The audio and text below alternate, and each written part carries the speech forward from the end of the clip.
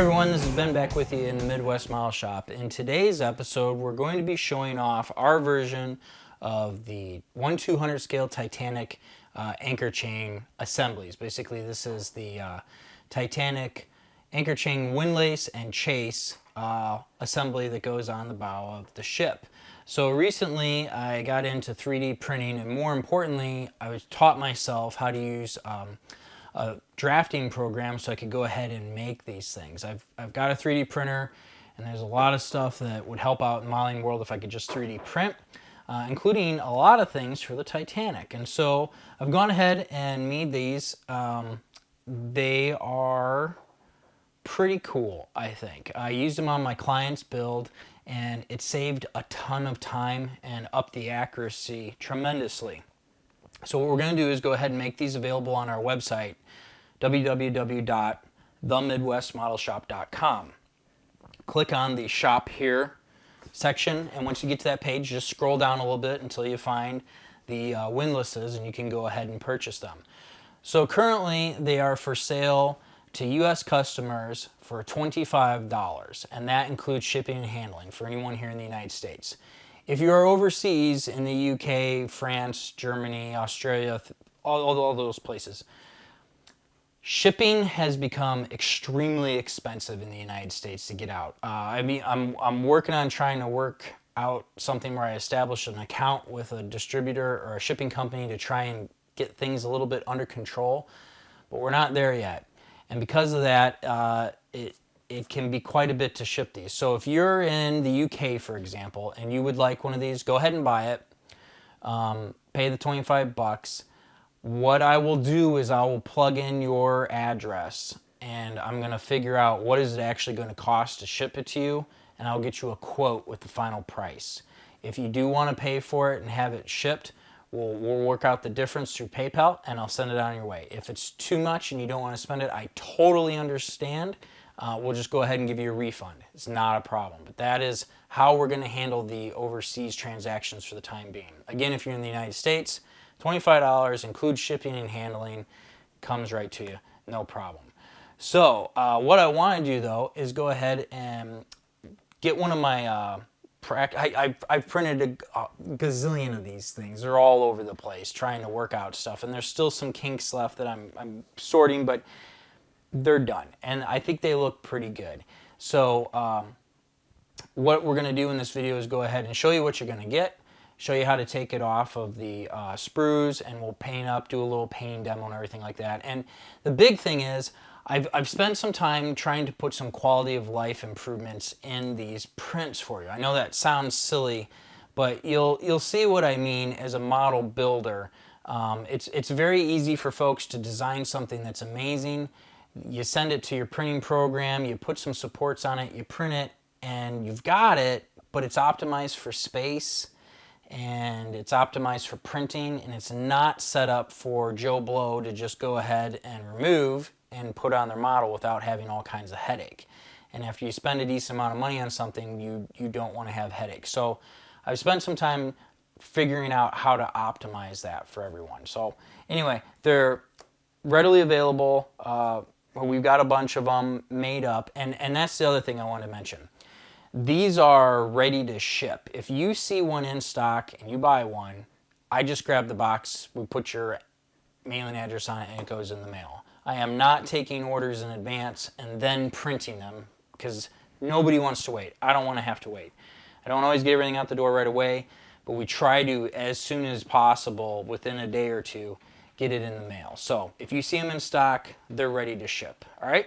No waiting. So anyway, again, go to www.themidwestmodelshop.com and click Shop Here, or click on Shop and go down and you can find them. I'll put a link to it in the description down below in the video. And if you have questions, feel free to shoot me an email at themidwestmodelshop@gmail.com. Fire away with your questions and I'll try and answer them. So anyway, that's it. Feel free to leave a comment, and yeah, check them out. Hopefully you guys like them. All right, we'll see you. All right, folks, so here's what we've essentially made. It's a pair of the chases. That's this little section here going down in the front. and we've got our windlasses in the back for the chains. So this is essentially how it's going to come. The base is just something that the part is held onto, obviously, and we've got a couple of unique features that I wanted to talk about here. I really just trying to keep the modeler in mind when we put this together. So first of all, let's start off here in the back. Right here and here you'll see two little dark holes, little dents there and there. That is to help you guide the shaft in a position that attaches to these union joints on the ship. And if you need to drill something out, there's a starter hole there for you to adjust the size. Not having that is extremely inconvenient. Ask me how I know. All right, and then the next thing that we've got going on here is that you've got to remove these. Now, there's videos out there on how to remove, your 3D printed parts from the sprues, and one of the common things is just go ahead and get a hot knife. A hot knife is basically your X-Acto blade attached to a soldering iron, so it's hot and you can fairly easily slice right through all these things. But then that's just an added expense, something you have to go buy, and I wanted to not have you do that. So I designed this to be taken apart without needing a hot knife. I do want to comment real quick before we start removing it that if you look down inside here, these chains do drop down into what would be the hose pipes for the chain, and they do go below. I don't know if you can make it out in there. They go below that edge, so you got to be careful when removing this. There's a support. I did that so if you have a hole in the deck of your Titanic, you can have that go down in. Otherwise, you could just cut it flush and have it meet into like a black painted hole, and it'll work out fine. So, all right, you don't have a hot knife, you have cutters, and you want to get this thing apart. So what do? So I've got a couple options. You could be careful here and just bend this in half. That's the idea. And eventually it'll break. Or you can use your cutters and you could go ahead and snip right in between so that you could get access to all these sides right here. People print things and they don't think about the fact that you need to be able to get it apart. Alright, so anyway, now that you've got your part loose, you have access to it with cutters easily on both sides. That's the idea here. So we do have to mind where all of these little pieces are, but basically I'll start just kind of snipping very carefully here along the bottom to get these little pieces loose. That's the idea. And once they're cut, if we're careful, you can cut lower and get them out of the way. Be careful in the back doing this and anywhere attached to the chain. It's possible you'll have problems with it breaking, and you may just want to snip it right up at the top like this and not remove this little sprue underneath here. But I put this height on here. It's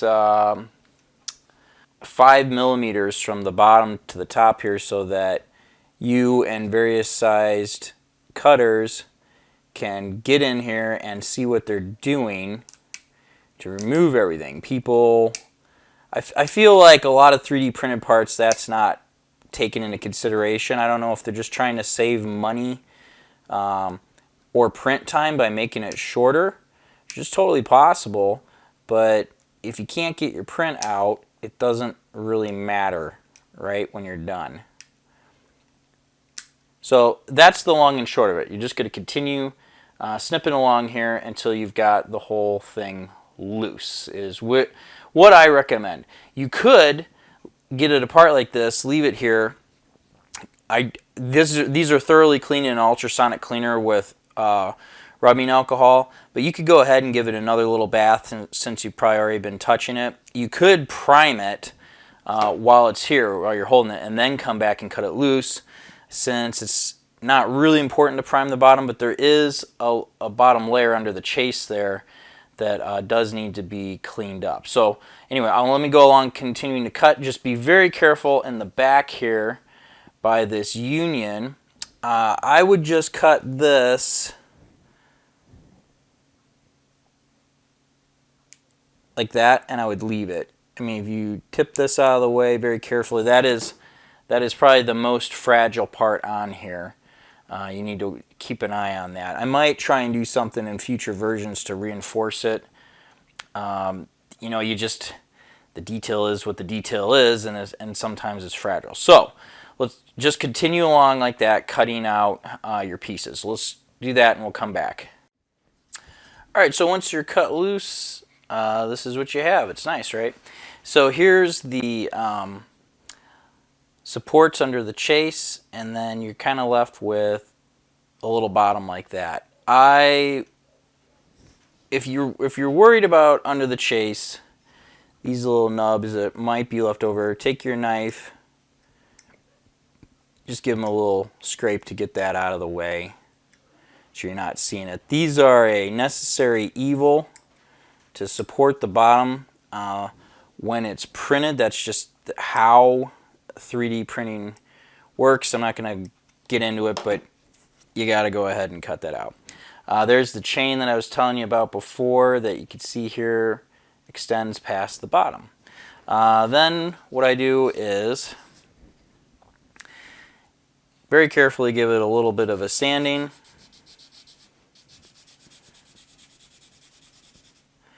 We just want to smooth out the bottom, even it out. Remember that chain's protruding down in the front. All right. When you're done, again, it just sits flatter. We could put more supports on the bottom to give you an even flatter surface, but that's going to involve even more cleanup when you're done. So now let's go ahead and get this prepped for paint. All right, we've gone ahead. I've got some double-sided tape, stuck it on a stick here. I think it's always a good habit to clean your 3D printed parts first. So I've got some isopropyl alcohol, and what I'm going to do is just take a brush and dip it in here, get it wet. And what we're going to do is just very carefully, very lightly, especially with some of the detail up in the front there, it's super fragile. We're just going to give it a little bit of a scrub, and this will just clean up any little residue from your fingers, and you'll be all set. And you just want to let this dry, air dry, and you'll be all set and good to go. This will also get rid of some of the dust on the bottom here. That's it. Blow on it, let it dry. While that's drying, I'm not going to do this on this piece. I don't think it's necessary, but the best way to prepare this to accept paint and last a long time is, after this dries, to prime it with a metal primer. This is the stuff I use quite a bit of. This is fairly thick and heavy duty. They make a spray ready version of this that I don't think works as well, but if you put that on first and then you prime it, you'll get the best paint adhesion. But we're going to go straight to primer after this.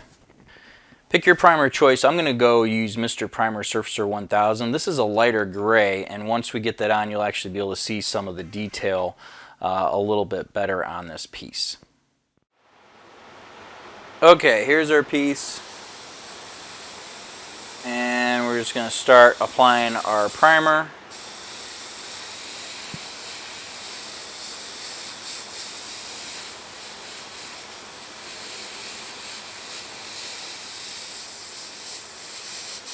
Just keep going along, making light passes until you've got it sufficiently covered.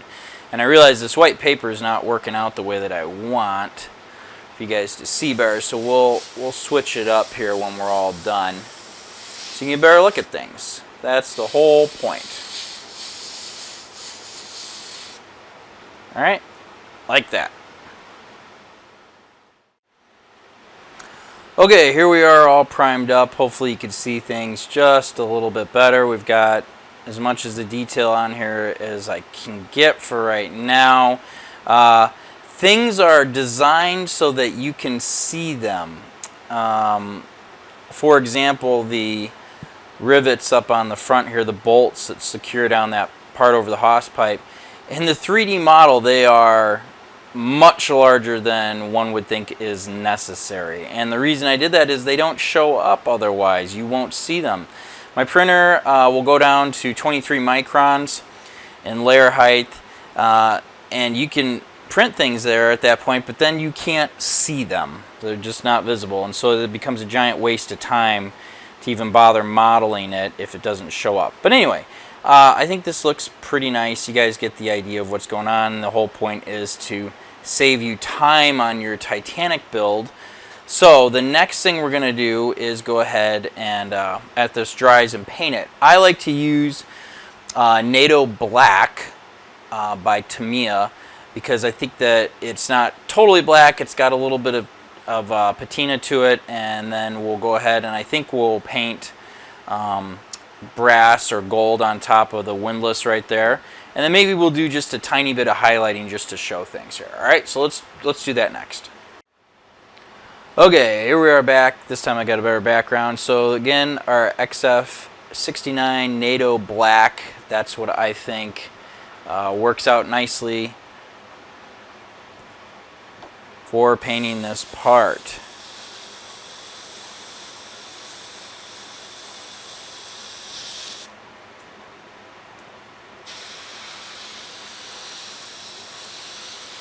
The paint's thinned nicely. I think I run at about 20 psi in my airbrush. And since we're covering up the primer, you're going to need to do several light passes to get us all the way back to black.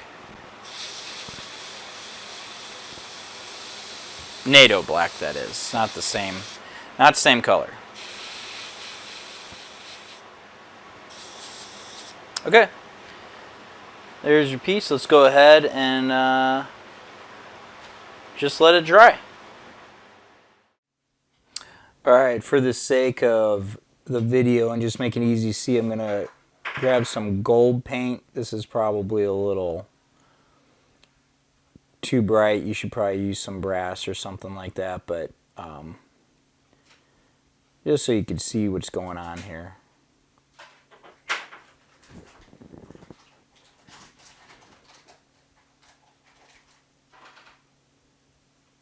Go ahead and carefully get this painted up.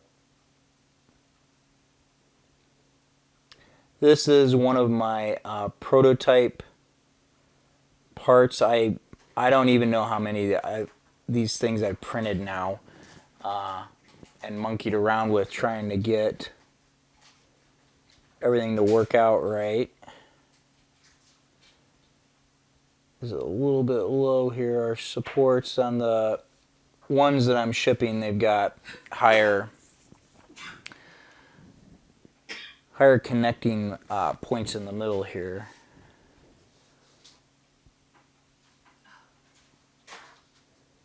Just try not to just throw everything away. Save and utilize something here, right? Okay, so it's not too bad. There you go. So there's your piece painted on top, and you could weather that a little bit. And then let's see here. Maybe for fun, maybe we'll get some flat black out here and just highlight the chain a little bit. Let's do that. All right, this is some flat black. I'm just gonna quickly and lightly throw some on the anchor chain.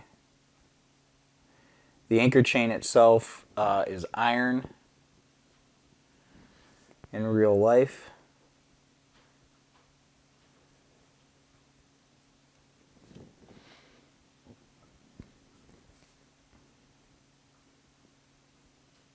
You don't need to do this.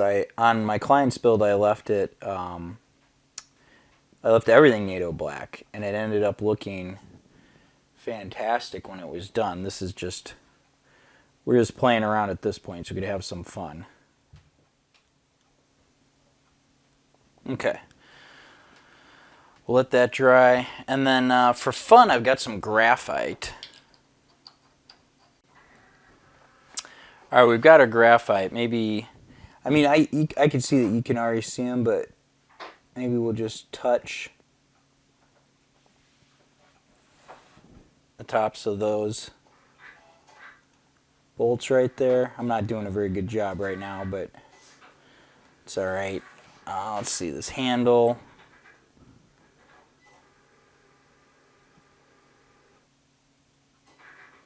Just to give it a little something.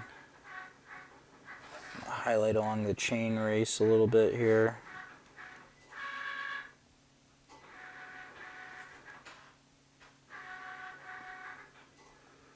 I don't know. Something like this, just for fun. Right? That's all I'm doing at this point. So, there you go. A little bit, something a little more visually interesting. Maybe that wasn't a good idea, I don't know. Just so you can see there's a lot of stuff going on right here. Let's get maybe on our gears right here, the worm gears. Just slightly highlight. Alright, looks good. Okay, so that's basically our piece. And I think that it looks pretty good. It's a lot of fun. The whole idea here is to provide you something that's nice and easy to throw together, paint up, and save you a bunch of time. Let's take a look at this versus the like the Pontos part. All right, here's the Pontos one. It's all photo etch. I reviewed this in another video, and you know, it's a ton of work putting this thing together. I don't even know that you could make the chase in the time that it took me to just paint this whole thing up. You can argue accuracy if you want. Generally speaking, they're the same shape. I wouldn't criticize anybody who spent the money on these for putting them together and putting it on their ship, because when you're done, it's probably going to look about the same anyway. So anyway, that's it. I think a quick comment about the chain links. So when you look at, there's some other versions out there that have the chain links a lot more round, and that's because of a drawing, I believe, in the book Titanic Ship Magnificent. They're sketched really round, but if you look at the photographs of the links they put together, they're much straighter, like you see here. They're all done by hand. Each one was a little bit different, but that's why mine are shaped like this. I think this is more accurate depiction of what is actually on the ship. And that's it.